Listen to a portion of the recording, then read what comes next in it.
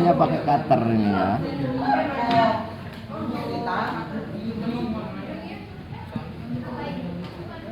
Kalau tidak ada cutter pakai pisau dapur bisa ya, asal lancip, lancip dan tajam ya. Ketajamannya harus ya, seperti itu. Kita ambil lagi. Jangan terlalu banyak. Terus kita bawa.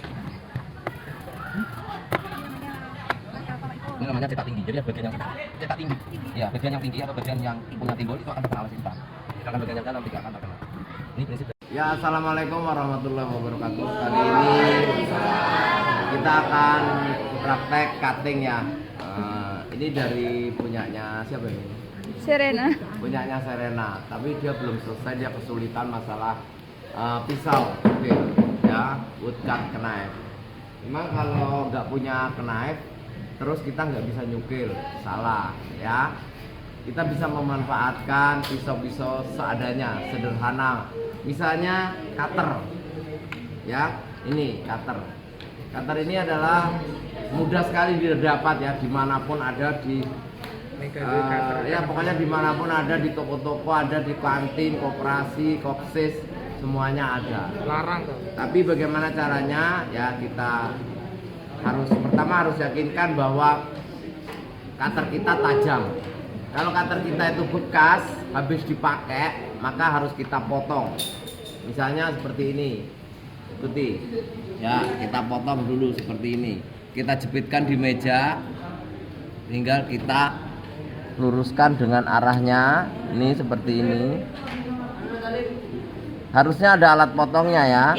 Tapi kalau tidak ada, kita bisa manfaatkan meja seperti ini. Nah, ini potongannya. Nah, seperti ini. Ya, gampang kan? Nah, selanjutnya kita ke ini ya, ke kayunya ya. Ini punyanya Serena, masih belum selesai karena dia nunggu temennya makan terus nggak selesai. Nah, kalau caranya gitu nggak selesai, gantian kita bisa manfaatkan cutter ya. Coba perhatikan, kamu zoom sebelah sini ya. Ini akan saya buat outline di sininya, maka kita ikuti cutternya. Pertama nggak usah ditekan, diikuti aja lurus seperti ini. Arahnya agak miring atau agak condong 45 derajat ke arah yang mau dicukilnya. Begini ya. Nah, seperti ini. Nah, kalau kita terlalu menekan, otomatis pisaunya atau cutternya ini tidak bisa jalan. Maka harus pelan-pelan atau tidak usah ditekan. Yang kedua baru ditekan. Nah, sekarang yang ketiga ini posisinya adalah untuk membuang bagian yang sudah dipotong tadi. Dia akan terbuat outline-nya akan terbentuk sendiri seperti ini. Nah, gampang kan sebetulnya. Sekarang kita lanjutkan sebelah sini ya. Coba, seperti ini. Pertama nggak usah ditekan supaya cutter ini jalannya nggak terhambat oleh serat-serat tripleknya. Tapi kalau terlalu ditekan ke dalam, maka dia akan terhambat, jalannya tidak lancar. Setelah itu baru kita putar, baru kita buang bagian yang akan kita buang seperti ini. Nah, kalau juga masih belum terlepas, kita ulang lagi pada bagian yang pertama tadi. Kita buang ya seperti ini, baru dia, karena di sini belum dipotong maka dia tidak akan terlepas. Selanjutnya, nah lepas kan? Nah, seperti itu, gampang ya. Coba kita lanjutkan lagi. Kita hanya pakai cutter ini ya.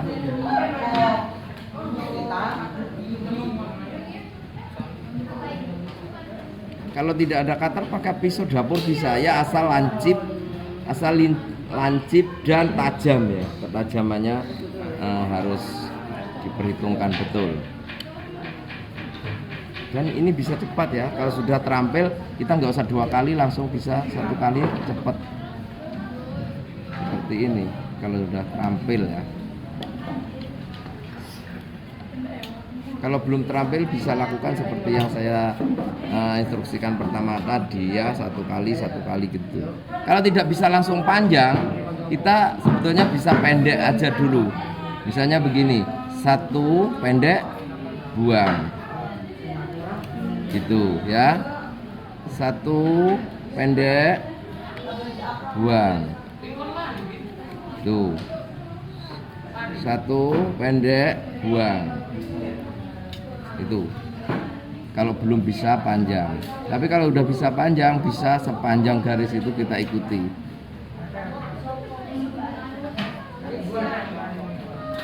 Nah seperti ini ya, cukil ya.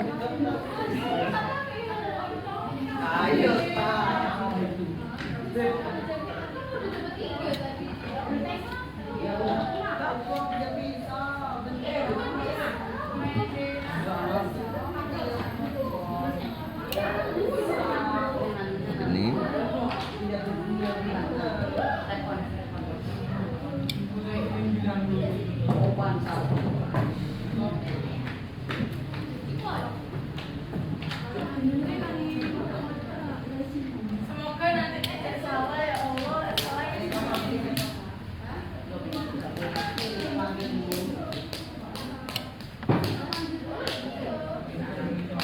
jadi kuncinya adalah membalik-balikkan ininya ya, apa tripleknya atau acuan cetaknya ini balik begini.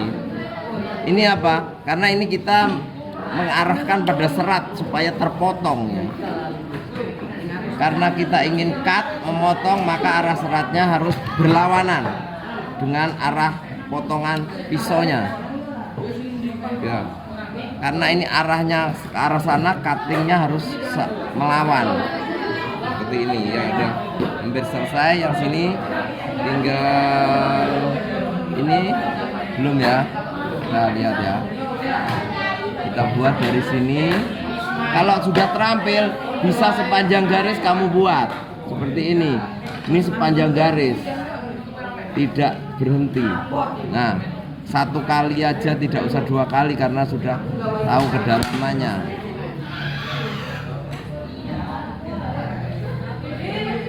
Ya, gampang ya.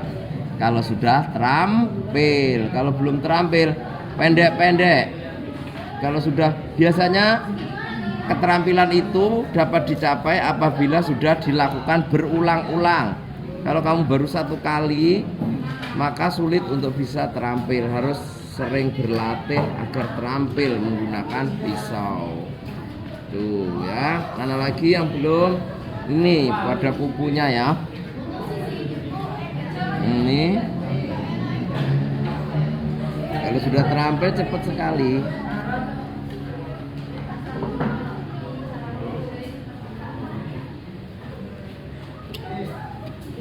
Ya. Terus ini juga belum.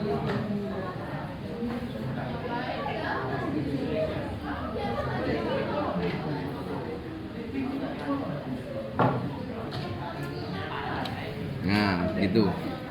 Jadi kalau tidak punya pisau cukil, ya bukan berarti harus nyerah. Ya, kita bisa menggunakan cutter seperti ini ya.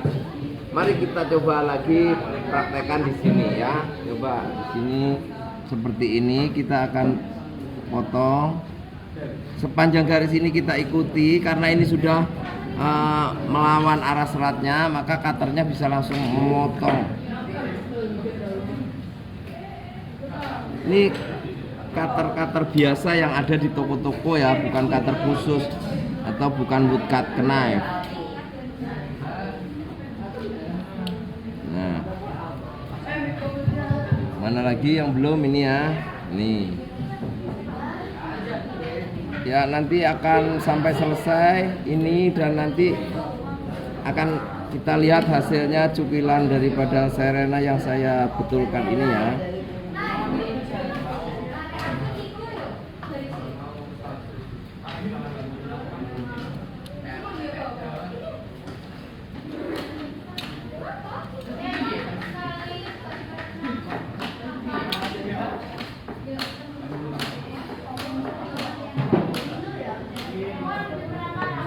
Ini ya, ini pendek gini gampang ya.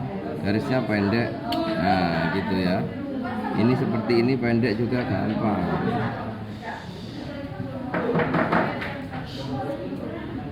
Nah ini juga gampang.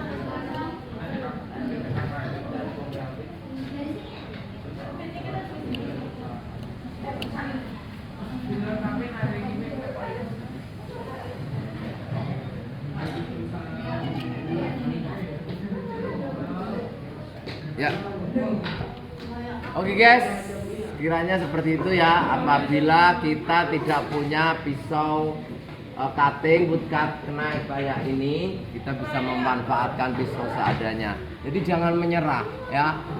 Seni itu adalah ungkapan hati, ungkapan perasaan, emosi jiwa ya. Ketika sudah ada greget di dalam hati, terus kita terbatas sama alat, jangan lakukan. Cobalah alat yang lain ya.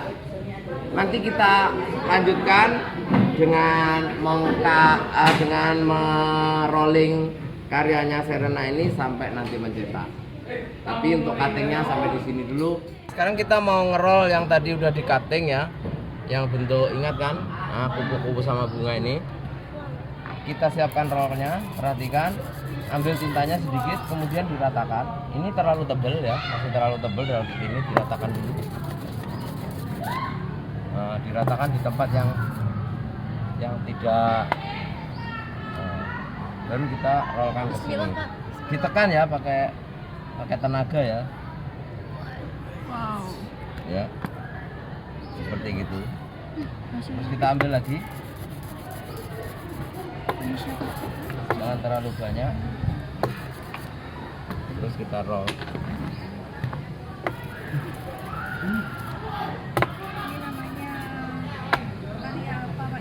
Ini namanya cetak tinggi. Jadi ada bagian yang cetak tinggi. Iya, bagian yang tinggi atau bagian yang punya timbul itu akan terkena oleh tinta. Sedangkan bagian yang dalam tidak akan terkena. Ini prinsip daripada cetak tinggi. Atau ada yang menyebut cetak relief.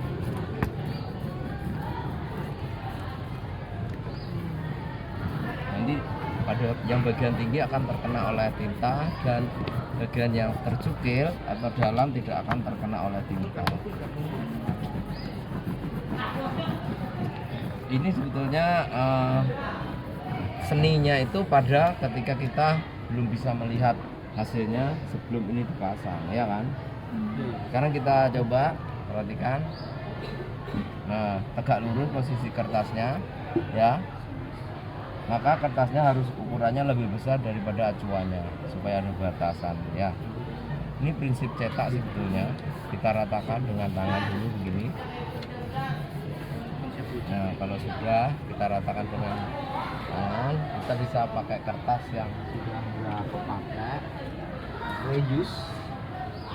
Jadi kalau ada kertas yang sisa-sisa jangan dibuang dulu, kita pergunakan sebelum masuk tempat sampah. Ratakan seperti ini, tekan di semua bagian, terutama bagian sisi-sisi.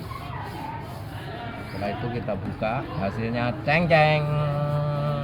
3, 2, 1, tereng. Seninya itu di sini ketika kita melihat pertama kali. Wow. Wow. Nah, ternyata masih kurang tebel ya, berarti tintanya kurang ya, itu evaluasi. Tapi namanya mencetak itu harus diulang memang.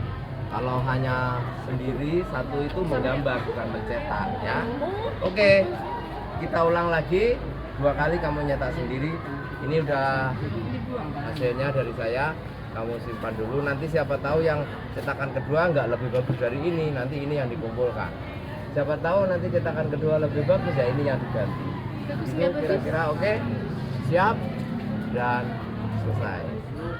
Dan jangan lupa yang belum subscribe, like, comment, and share. Terima kasih dan assalamualaikum warahmatullahi wabarakatuh.